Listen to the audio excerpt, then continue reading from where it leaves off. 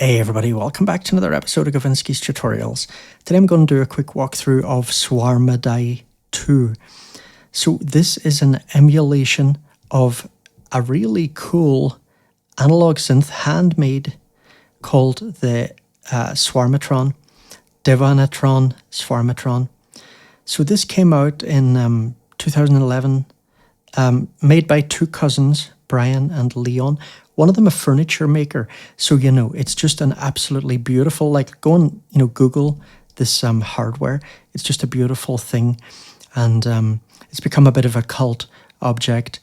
Trent Reznor used this in the making of the score for the Social Network, right? Jonny Greenwood from Radiohead has used these.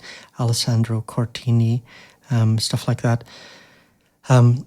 Very suitable for experimental stuff and drone music and things. So, exactly the sort of stuff that people that watch my channel love. So, my first feeling was that, I saw this was only $5, right, for the iOS version. There is a desktop version as well. It's also super cheap. I think it's like normally $10, but it's only, $7 or $8 or something at the moment. So when I saw the price, I was a little bit worried. I just thought, is this another one of these sort of vibe-coded apps? Is it probably a piece of crap, So then I was just really super happy when I went and looked at the developer's website, and I saw that he's an absolutely, totally legit guy, background in music composition, electronic music composition, digital audio visual composition, composer, researcher, and educator, teaching at a couple of conservatories, right, in Italy. Focused on digital audio, sound synthesis, audiovisual composition, creative coding, and so on. But then what really made me feel very optimistic that this would be good is when I saw that he's one of the founders of Acousmatic Audio with Maurizio and Alessandro, the developers of Apesoft and Amazing Noises, right? And, I've done videos on some of their apps here in the channel, like recently, Daedalus, for example, right? So, absolutely 100% legit guy. So I was just so happy to see that. And I don't know, I'm no expert on the original hardware. I've never played it and so on. But certainly this sounds good. Like, for example, the filter and stuff sounds really nice in this. So I'm just going to switch to a little patch that I saved here. So here I'm using a MIDI note. There are a few different options with these A and B buttons. There are a few different configurations for these, which will change its behavior. Does it need MIDI input? Will it, let you use this thing without MIDI input and so on? You can check details of that in the manual. I find it very hard to remember, but the way that I've got it set up here is that it needs MIDI input, but then this can change the pitch. So this thing here, this is called the pitch ribbon, and this thing here is called the swarm ribbon. And so what that's doing is detuning some oscillators, right? So if you look up here, there are 8 buttons. Each of those is an oscillator. I've only got 2 on at the moment. Now, this is one criticism I'd make. If I turn those off, like, look, this is the button unpressed, and this is the button pressed. So, this one is on, this is off. I mean, I don't know about you, but it's a really subtle difference. So you need to look quite carefully, I think, to see what's on and what's not. So if I turn all of those off, then we have silence, right? This is a volume knob. And this will just kill the sound. So if you press that, you're going to need to trigger it again. So here, you see here, when I play with this swarm ribbon, there's no detuning, right? That's because there's only one oscillator on, right? You can't detune if there's just one. I really like the combination of 1 and 8. These are naturally spaced quite far apart, and it's going to depend on how you set the range. See, that's this one here, yeah. But with it up all the way up here, have a listen to what that sounds like when I play with this. Now you can play both of these together, right? So, you can play this with one finger and play that with the other, right?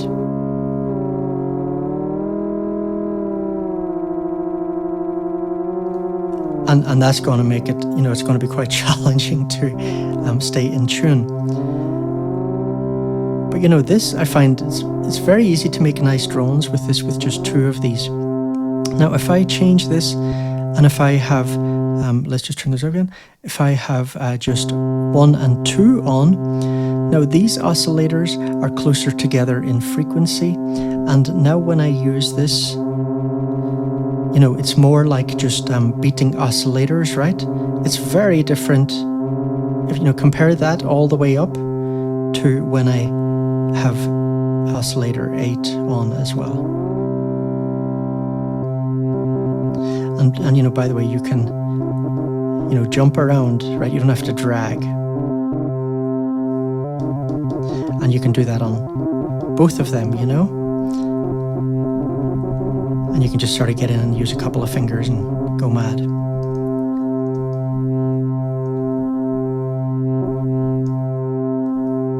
So here now I've turned on the 4th one as well.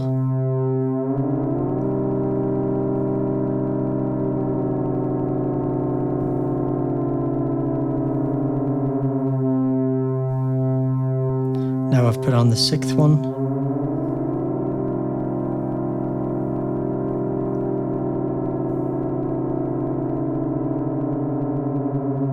Now that does get a bit clicky there. If you're familiar with the hardware, please comment.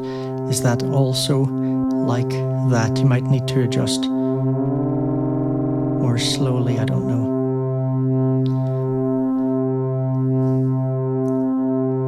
This turns on filter tracking, so the filter can open more on higher pitches, if you do positive values, or do the opposite, filter open more on lower pitches. This, this is really interesting. So default this is set to 0. If I put this on to 1, the swarm ribbon doesn't work anymore. And instead now we've just got combinations of different intervals. Like for example, this is, a major third or something. It's a major third, yeah. And that's adding a 6th or something, octave, something. Or no, that was a 5th and a 6th and then an octave and a major third, something like that. What would be nice, actually, to be honest, is if it just showed you that. You see, you've got this little pop-up here with the numbers. I'd rather it just showed you the name of the interval. So, that's a really fun thing to play. And let's just see, see parameters and stuff are exposed here. Yeah, perfect. I could automate that, send an LFO or whatever to it, no problem.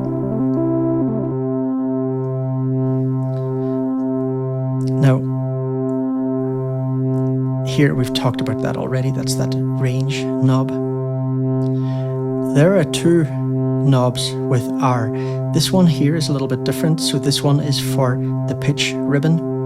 So if I put this down here to 0, now the pitch spread here is 1 octave.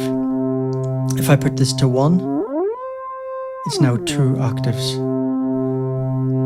3, 4, 5, 6. It's a bit weird that, I'm sure, maybe, I'm sure it's like that for some reason, but when naught means 1 octave and 1 means 2, that's just confusing. Is this something related to the original gear? I don't know. I would personally change little details like that probably.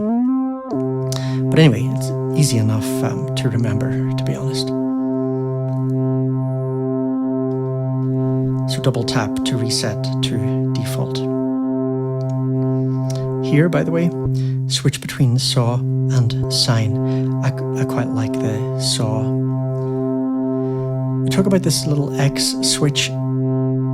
Well, let's just talk about it now, actually.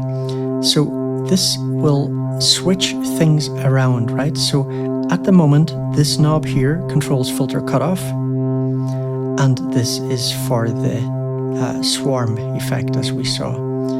If instead we flip this, now this one here, this is now doing what the swarm ribbon was doing a minute ago.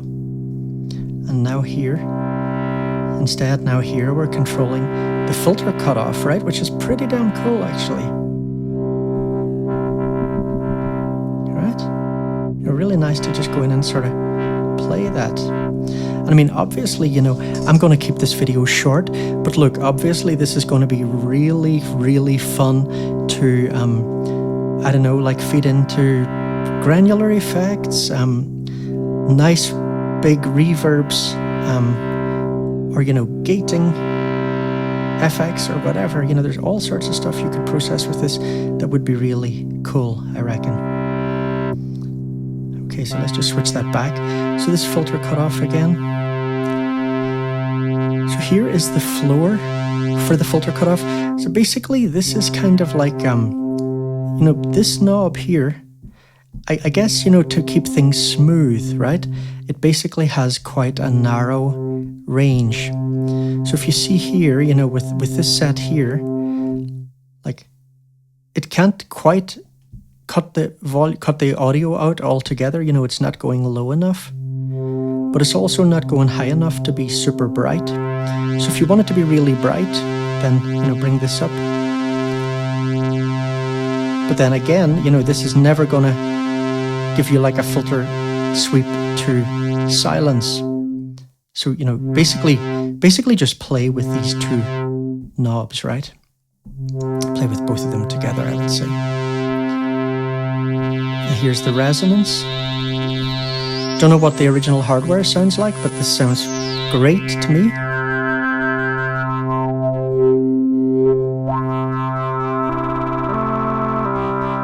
Right? Listen to that. I mean, beautiful drone machine.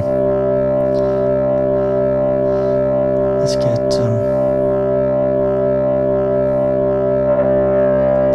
something like environments on there, that'd be lovely.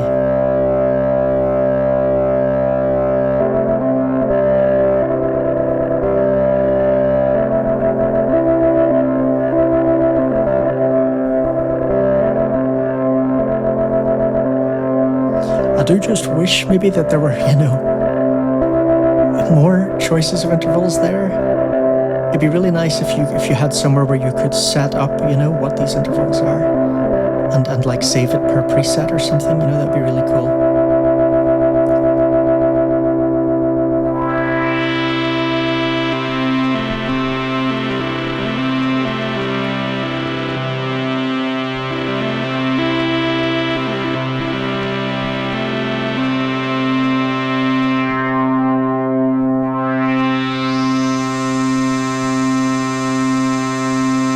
Okay, so this doesn't work, yeah. So we want that to work, we've got to come back down here.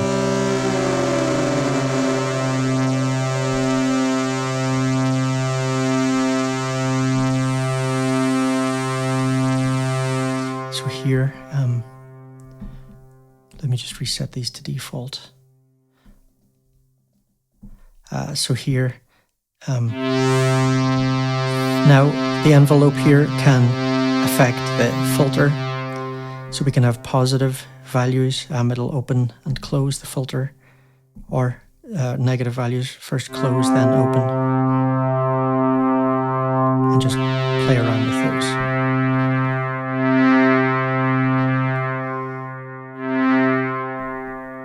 And here, drive for the filter.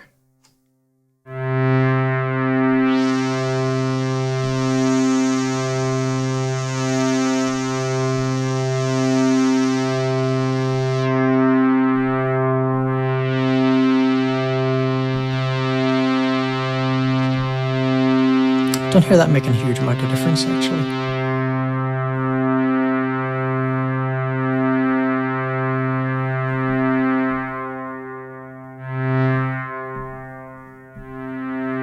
And so, you know, here, Now we've got a slow attack when I play a note. So, you know, let me bring the release up, for example. Let me just turn off that. Right?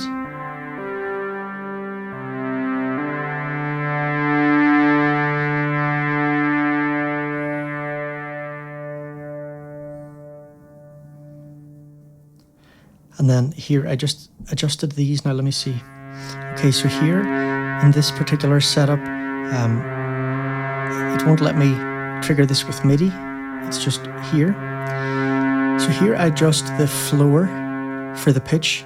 So basically I can pitch it down.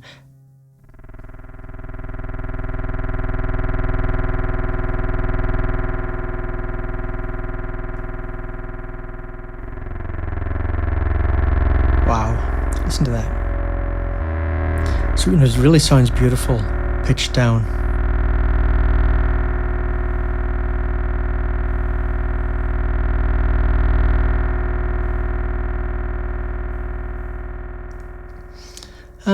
And I think that's everything covered, basically. So yeah, you know, beautiful looking app. Really interesting backstory.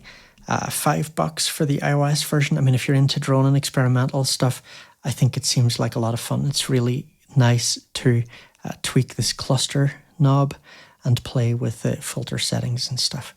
Let me know what you think in the comments, guys. Hope this was useful for you. See you in the next video. Take care.